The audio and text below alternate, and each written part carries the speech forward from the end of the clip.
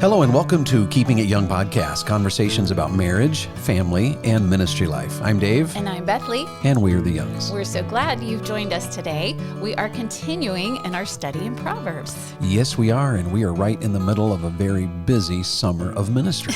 Yes. And what a great summer it has been. We've had camps this summer, family camps, teen camps, couples conferences, family conference. It's just been a crazy busy summer and a very good summer. And so we're kicking off here, already done into July. The summer's flying, just flying. It always goes so fast, and then it's almost time to start thinking about school again.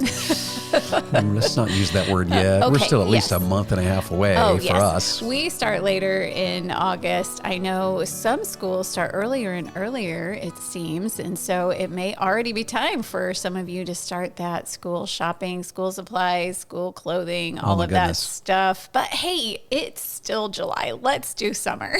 Yes, let's stay in summer. But hope you've been enjoying our series, and we have really enjoyed hearing from several of you along the way. We've gotten just basically a lot of thank you. That was good. But we've also gotten several questions. We had a question recently from a mom who had some questions about her sons and their fighting with each other. That was a good question. Mm-hmm. And just others like that. So obviously you can reach out to us at any time. And we always love hearing from you. And if it's just a comment or if it is a question, and we do our very best to answer those. And I say yet again, if you've sent us a message and you haven't heard from us, chances are we have lost the message or did not get it. And we don't have any way of, knowing if we don't get it. We just don't know. So please reach out if we can help you in some way, or if you're, thinking it through and want more, just want to follow up. We are not offended. Please follow up. Yes. And sometimes we'll have a day where we get, 35 or 40 or, up to 100 different emails. So it might have been that we saw it, answered a ton of others, and somehow it got shuffled way down the line and we just never saw it again. Please reach out to us. Does that happen? Yes, it does. It does. So anyway, we are so happy you've joined us today, and we do hope you're enjoying the Happy Life and Happy Family series. And of course, we started with an intro just to kind of tell you where we were going, and then we talked about what do you have to have. What is Solomon teaching us? If I'm going to have a happy life and a happy family, what do I have to emphasize? Mm-hmm. And we learned that we have to emphasize righteousness. Seems like forever ago that we taught that one. It does. And we learned that we have to emphasize diligence. We talked about emphasizing the blessings of God. And we talked about emphasizing integrity. And then last week, we spent just a few minutes on the value of our words. Yes. And really, we could have done more with that one. That is one that just, the New Testament gives an entire chapter, James 3, to our tongue, our words. Mm-hmm. Ephesians chapter 4, which is addressing Christianity and which shows up almost in every family couples conference we do. That particular passage has a lot to say about our words. So don't underestimate the value of the tongue, the power of words to strengthen the family, to direct the family, to make, really it's amazing how words can just take normal things in life and make life sweeter and make life happier. So today we're going to begin a new emphasis here that we found in the book of Proverbs. And this is such an important one, we feel, for our society and for the family in general, that there's no way we can do it in just one recording. So this will be at least 2 parts, maybe 3. So kind of a mini series within a series. Yes, so we're going to talk about the word influence. And if we're going to have a happy life and a happy family, we have to emphasize the value of godly and good influences. Yes. And we have to protect our children and ourselves from wicked, wrong, and lousy influences. Yes. And Proverbs 13:20 is a verse that really kind of kicks us off for it. So why don't you find that for us and read Proverbs. Actually, it's 13:17, isn't it? Or is it 20? It's 20. It's 20. I'm right. There we go. I was right the first time. Should have stayed with my first thought there. All right, let's read Proverbs 13, verse 20. It says, "He that walketh with wise men shall be wise, but a companion of fools shall be destroyed." Now, that's a great verse. And how many times have we quoted that to our children? Oh, so many times. So many times. And it's a truth that shows up in other passages as well. You want to be turning to Proverbs chapter 1, because you do see in the very first chapter in Proverbs, he does emphasize the idea of influence. And so Bethlie's going to turn over there and read for us verses 11 through 19. It's a little bit longer reading, But take the time to listen to this. This idea of influence shows up immediately in chapter 1 as Solomon is encouraging, instructing, and directing his son. All right, verses 11 through 19. I think the thought actually begins in verse 10. So Okay. if you don't mind, I'll start there. My son, if sinners entice thee, consent thou not. If they say, come with us, let us lay wait for blood. Let us lurk privily for the innocent without cause. Let us swallow them up alive as the grave, and whole as those that go down into the pit. We shall find all precious substance. We shall fill our houses with spoil. Cast in thy lot among us. Let us all have one purse. My son, walk not thou in the way with them. Refrain thy foot from their path, for their feet run to evil and make haste to shed blood. Surely in vain the net is spread in the sight of any bird, and they lay wait for their own blood. They lurk privily for their own lives. So are the ways of everyone that is greedy of gain, which taketh away the life of the owners thereof. Those are some pretty heavy words, aren't they? Yes, they are. Some very heavy words. And he starts here just with a reminder. You were right about verse 10. My son, if sinners entice you, consent not. In other words, don't allow wrong influences to damage you. And he describes why, and he tells you, here's what they'll say to you, and here's their plan. And then he gives the command, my son, walk not in the way with them, refrain thy foot from their path. What a very powerful command there. And then he goes back again to explaining why their feet run to evil. They make haste to shed blood.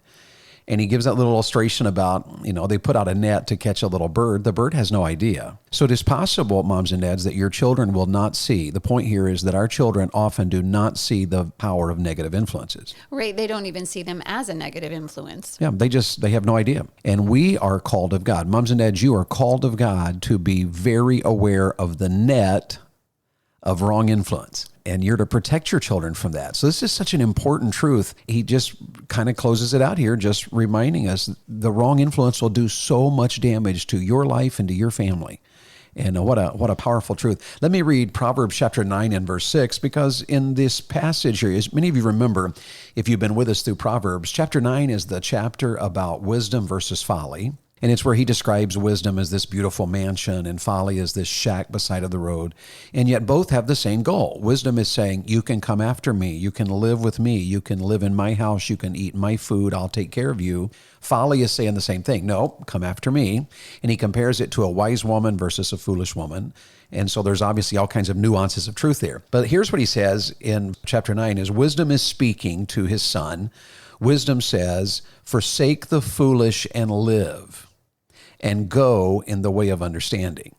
And he's just a little reminder right there, just in one verse, what he said in chapter 1. Mm-hmm. We have to be willing to say, wait, that is a wrong influence in my life. And if I don't get that out, the opposite of live is die. If I have the wrong influence, it's going to kill all kinds of things in my life. It'll kill my relationships. And haven't we seen that? We've seen wrong influences damage marriages and parents and children and especially teenagers. Yes. Moms and dads, teens, this is especially an important message for you that are raising teenagers. And if you are a teenager, wrong influences in your life will ruin all kinds of things in your life. Well, it really doesn't matter what age you are. Wrong influences in your life, you should be starting when they're little, being careful of the influences, ramping it up maybe during the teen years. But even us as adults, don't we have to be careful about the wrong influences? Sure. And probably more so than ever before. Yes. Because wrong influences now are so subtle because we have the internet. Oh, yes. And we have social media and we have influencers and just over and over again. We have, thousands of books you can buy on Amazon. So influences, movies. How many movies are there? How many reels are there? Someone said that the YouTube videos right now, if you watched every video on YouTube back to back, it would take, if I remember correctly, 14 million years to watch everything on YouTube. And there's a plethora of really good stuff in our society, but there's a plethora of really wrong stuff. Well, and there's also a plethora of just a little bit of truth packed in with a whole lot of lies. So it takes so much wisdom. Yes. Thank God for James chapter 1. And moms and dads, here may be a great, this probably among other, out of all of them, may be one of the most important areas to say, Lord, I need wisdom. Because if any man lacks wisdom, the Bible says, let him ask of God, who gives to all men liberally and and upbraideth not. So we need wisdom here. How do we navigate the waters of all the negative influences in the generation we live in? Well, we need wisdom from God. We have to be very alert. We have to always be thinking and studying and aware more than ever before. Moms and dads have to be aware. So what do? Do you just lock all the doors and keep your kids inside all the time and they're never, ever exposed to any media or other people? That's a very good question. We would start by saying that we do have to emphasize the blessings and dangers of influence. That's the whole point we want to make to you. Psalm 1 is another passage that talks about this subject and warns us. Remember that one? Right. And do you want to read that to us? Blessed is the man that walketh not in the counsel of the ungodly, nor standeth in the way of sinners, nor sitteth in the seat of the scornful, but his delight is in the law of the Lord, and in his law doth he meditate day and night. He's given us just two parallels there, or two opposing options there. I can be influenced by that which is wrong, or I can be influenced by that which is right. And what a wonderful truth. Now let's go back to the Proverbs 13:20. He that walketh with wise men shall be wise, but a companion of fools shall be destroyed. And a couple of words here to talk about. The word walk, and what does the word walk mean? To walk with means what? It means to go with, to proceed with, to die or live with. Oh, that's pretty powerful. Yes. The word walk. He that walks with wise men, he that goes with, proceeds with, dies or lives with, shall be wise. And on the other hand, he that goes with, proceeds with, dies or lives with that which is foolish, you'll be destroyed. And it brings up the word companion, because the idea of a companion is in this passage. He that walketh with wise men shall be wise. The idea of here is this word companion, it means to pasture with, as in a flock. You're all out to pasture, companioning together. You get out there, it's like a flock, and you see, a flock of sheep in a field, hundreds of them in a field, or a herd of cattle. It's that idea. It also has the idea of to shepherd or to have charge of. Yes. When you allow an influence in your life, that influence is shepherding you and has charge of your thinking and eventually of your direction. And this is such a powerful truth. To teach, it has the idea of to teach or to impart knowledge and ideas to. And someone else said it has just simply the idea of to associate with. When I allow myself the association of that which is right, then I'm being shepherded to think right. I'm allowing the thing in my life to have charge over my life is actually a positive thing. But if I allow things in my life that are wrong and they have charge and they're imparting knowledge and they're imparting ideas and they are teaching me and I'm associated with those things, the Bible promises us an outcome on both sides. Right. And don't you think that's where we need to really get a hold of this verse as parents? Because so many times we think of an influence, a companion. We don't think of them in the realm of being an influence, first of all. We just think they're a companion. They're just a friend. And then we only think of that word companion in the definition of to associate with. We don't think of that companion as someone who is shepherding our child. We don't think of that companion as someone who is teaching our child, but that's where we really need to grasp a hold of this verse, parents. Yeah, and we'll come back to this later, but in an article that I read just recently, and I'll be sharing with you a little bit later, an author said these words, and I'm just going to quote it right here. If our teenager is on social media 4 to 10 hours a day, that's the average social media use among teenagers. If your teen is on social media 4 to 10 hours a day, that pretty much means somebody else is raising your teenager. And that just shocked me to think of it in that terms, but it's the truth. That's what Proverbs was saying. What is this, 2,500, 3,000 years ago? Right. Solomon is saying to us, the influences in your life will influence you. And the more the influence, the greater the influence. And the more time, it goes very clearly what the Bible's trying to say to here. There's another word in the text we have to discuss, though, because as he that walketh with wise men shall be wise. So he talks there about the idea of walking and companioning with. But then he says, he that walketh with wise men shall be wise, but a companion of fools shall be destroyed. And that word has an interesting definition, too. It really means two things. It means to cry out in distress, literally the idea of to split the ears. The idea of being destroyed here is a person who screams in agony and pain. It's a very powerful word. It means to mar by breaking. And this one is just so, it really kind of hurts my heart because in our 31 years of ministry, it always hurts to see a young man or a young lady who has allowed a wrong friend, a wrong influence, a wrong idea it always hurts to see them broken by it. And haven't we seen that? Absolutely. So many times we've seen young people who were so promising, who had so much opportunity, so much influence, so much, and this is a Christian school word, so much potential. We use that word all the time in Christian education. These young people have so much potential, but a wrong influence destroys all of that because it leaves them broken. And it just it's a powerful word. Proverbs 4:23 alludes to this idea of the blessings and dangers, where the Bible says, keep your heart with all diligence, for out of it are the issues of life. You've got to always be on guard. And so here's a couple of things, Beth and I want to say to you as we have the rest of our time today. Think about this. The best influences are those that impart righteousness and wisdom. The best influences in your life and in my life are those that impart to us righteousness and wisdom. And the best influences in our children's life are those that impart righteousness and wisdom. And I thought of at least 4 areas. I'd be curious if our audience can think of more, but we have at least 4 areas. Obviously, the point Solomon is making is parents. Moms and dads are to impart righteousness and wisdom to their children. What does Proverbs chapter 13, verse 1 say? The chapter begins with, a wise son heareth his father's instruction, but a scorner heareth not rebuke. Notice it starts with a dad. This chapter that has in it the idea of influence starts with saying to a son, if you're wise, you will hear dad's instruction. And what that tells us, dads, and by application, moms, what it tells us is that parents have phenomenal influence in their children's life. And what we know is that it can be a good influence and it can also be a bad influence. We have seen parents who were horrible influences in their children's life and damaged their children for years to come, and sometimes for a lifetime. But the idea of Solomon here is that the best influences is a mom and dad. The best influence is a mom and dad that impart righteousness and wisdom to their children. Yes. And what all is involved in that? For crying out loud, there's a whole sermon here. It's training, teaching, talking, hours of influence. How do parents influence? Just without going into huge detail, those who are listening, they're raising little ones. How do you start taking steps to give wise influence to a little one?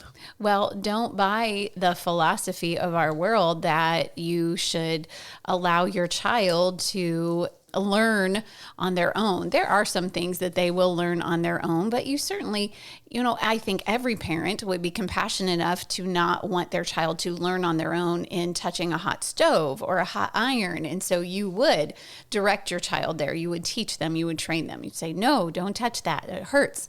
So don't stop there though with the parenting with the little ones. We do have to embrace biblical philosophy of you are put in that child's life to train them. You are put in that child's life to direct them.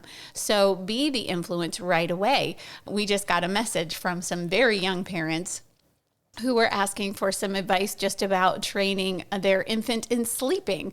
And there are some practical things that you can do there, but even starting even as an infant in directing that child's heart to the way you want them to go. Do you want that child to lay still while you change their diaper? Well, then you are the parent. You direct that instead of saying, well, they don't really like it. They don't want to lay still. And I don't want to, cause them any difficulty or distress and having to lay still. So you just fight with your baby. Why do that? So direct them right away as a parent, just taking all the practical steps, but then just those spiritual steps as well, right from the very beginning, quoting verses to them, teaching them the Bible stories, taking them to church, making sure that they have biblical influence in their life from you as the parent, not just passing it off to the Christian school or to the grandparents or to the church or to the Sunday school teacher. You as the parent have that influence. Sure. And there's so many other things that we could say there too, that, have a time of reading the Bible to them and teaching them Bible truth and talking through issues. When you're watching TV with your children, there's any number of opportunities to pause it and say, what do you think about what just happened right there? And the Bible commands us to do that. In Deuteronomy chapter 6, we're to talk about the Word of God when we're sitting in the house, when we are sitting at the table, when we are just, sitting around sharing or watching TV or laughing at a video. Right. We are to make the influence positive. If we don't, the world will make the influence negative. Well, I think too, I don't know, in our culture, I feel like Christian parents are abdicating in one of two ways. Either they are accepting a faulty philosophy, and can I just say, again, the gentle parenting philosophy of just leave the child to themselves. They will eventually come around. We are already seeing secular sociologists are saying this is not working. A child left to themselves, as the Bible says, brings his mother to shame. So people are either in Christianity adopting worldly philosophies of parenting, or they're abdicating because, and I can identify with this one, they're tired. They have been busy all day long. And so then to come in the evenings and your children are around you at the table, what do you want to do? You just want to get it done. Okay, everybody eat. Okay, everybody do homework. Okay, everybody get ready for bed. Okay, everybody in bed so mom and dad can just crash. And to have those heartfelt conversations, your teenager coming in and they love to come in late at night and talk about heavy things. You're tired. You don't want to influence them in righteousness. And so many times as a Christian parent, we can say, well, they have a youth pastor. They have a youth pastor's wife. They have Sunday school teachers. They go to Christian school, or we homeschool. Surely I don't need to put this extra effort in. But we do as parents. We have to put in that extra effort. Yeah, that's so good. And if you got teenagers, moms and dads, teens are often in our culture expected to have friends and girlfriends and boyfriends and teams and, coaches. And we always have to be aware when those are good influences, what a blessing. But when they are leading our children's hearts away from God and in the direction of unrighteousness, what a curse they are to the family. So the point we're making is that the best influences are those that impart righteousness and wisdom. And we think parents can do that. I believe laws can do that when we make proper rules for our children. And I heard a podcast recently in which the author, who is actually a secular psychiatrist, he said the most successful people in our generation are those from very conservative homes. And the question was asked of him, why do you think that is so? And he said, it is because conservative homes have clear expectations for their children and clear limitations and follow through on those. And somehow, and he said, I don't know that we fully understand this, which I kind of chuckled at because I believe the Bible, therefore I feel like I fully understand it. But he said, and he had an earned doctorate in psychiatry, he said, for some reasons we don't understand, when our young people are raised with proper laws and restrictions and clear expectations, they are happier, they are more fulfilled, and they tend to be more successful than their friends and peers. And I thought, here's just another reminder of where we are today. It matters that influences in your life and your children's are those that impart righteousness and wisdom. And can Bethlie and I, as we close today, can we maybe just zero in on one more truth here? We believe with all of our heart that adults are better influences than peers. This is probably one of the most startling things we would say to some people, because especially in the teenage world of our day, the idea is that teenagers are to be teenagers, adults are to stay out of their life. Right. And it's such an unpopular opinion to say your teenager needs really godly adult influence. Yeah, and you can see it in the way even teens respond to adults. I have met so many teenagers that to say hello to them is a bother to them. And it's obvious. They look at you like you're speaking French, or they look really bothered. Sometimes they just don't hide their emotions. The emotion they're showing is, who do you think you are speaking to me? You're like an old boomer or whatever, you can know all they're thinking, obviously. Right. But Bethlie and I have found with our own children that adults were better influences than peers. Now, it's not wrong to have friends. Each of our children had really good friends. And by the way, our children's best friends were their siblings. Our boys' best friends were each other, and our boys were best friends with their sisters. Adults are better influences than peers, even though it's okay to have friends that are their age. Yes, so we're not saying that your children should not have peer friends. We're just saying don't swallow the lie that, oh my goodness, if my child, especially my teenager, just isn't reveling in all of the teenage friendships and I'm forcing upon them time with their grandparents or time with their youth pastor or time with us, that's just making them miss out on so much. No, it's not. It's not at all. Absolutely. And by the idea of adults, we mean that literally adults, but we also mean that literally in the idea of wisdom. When your child has hours of TikTok influence from influencers who have no experience, no wisdom, no discernment, no direction, in fact, they're wicked and evil and wrong, then we're damaging our children. So adult influences are better than peer influences. And just in a practical sense, I think that's true in generations gone by. Grandparents had massive influence in the young people's lives, aunts, uncles. In generations gone by, the most powerful influences in any young person's life would have been mom, dad, and grandfather, grandmother on both sides, as well as aunts and uncles. And I know I was just thinking about our children, because of our travels and all, we're not as much around my dad. But is it not true that when you get around our children, you will often hear stories about Papa said, Papa said, Mama said, Papa said. And even your dad, we were a little bit closer to your dad because we were based out of his church. So we did see your mom and dad more. But there are things our children will say automatically now because your dad said it. And I'm thinking right off about our children's view of alcohol. Yes. Do you know what I mean? I do. And Bethlie's dad, one time, well, more than one time, every time he would see an alcohol sign or a commercial, he had something he would say to our children that was funny to our children. Dad never laughed. He just said it. Right. And we, if you want to know, you have to write us. Yes, it was a vivid word picture for them about what alcohol truly is. And so our children to this day will see that and they'll be, well, as Papa said. Yes. And they quote that. But what a powerful influence in the hearts of our children. Yes. So if you have godly parents in your life, then let your children be around their grandparents. Let them be influenced by them. If you have godly siblings, then let your children be influenced by them. And grandparents, step in there. Grandparents, spend time with your little ones. Spend time with the teenagers. Write them, text them, talk to them, take them places, do things with them. It is important that we help our young people to be influenced by adults. And there was a couple of others that really impacted our children. We traveled with a lot of young evangelists who influenced our kids. Right.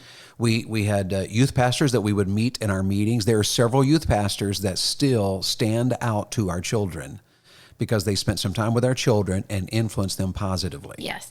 And even some pastors. I'm thinking of the one pastor, and I wouldn't call any names, John Flanders, but we shall call him John Flanders because that is, in fact, his name. But Pastor Flanders, we were in his church in Michigan some years ago, and I was teaching geometry, and he came in and would sit at the table in the fellowship hall where I was teaching geometry, and several times through the week laughed and leaned over and said to our children, I have never used that. I have never used that. So was this a wise, righteous, godly influence in our children's life? No, that's a good question, but our children really remember that. Brother Flanders is a wise, godly man, yes. And it was just a humor. So our children took what was a challenging concept and laugh about it. They remember it in the sense of humor.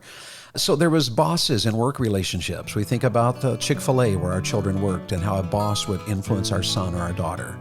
So moms and dads, I'm just reminding you that adults are better influences than peers. Now we're out of time. This first session has flown, but here's what we're talking about. We're talking about having a happy life and a happy family. What do we learn from Proverbs? Well, we're learning in this particular session and these next couple of episodes that if we're going to have a happy life, a happy family, we have to emphasize godly influences, and we have to protect ourselves and our families from wicked influences. Any final thought? I would say don't let that make you afraid of this culture. Yes, there are a lot of bad influences, but there's a lot of good. Absolutely. Well, thanks for joining us today, and I hope you'll join us next week, and we'll continue talking together about influences. Have a great week, and in the meantime, remember to serve the Lord with gladness. The Keeping It Young podcast is a Bax 5 Media production.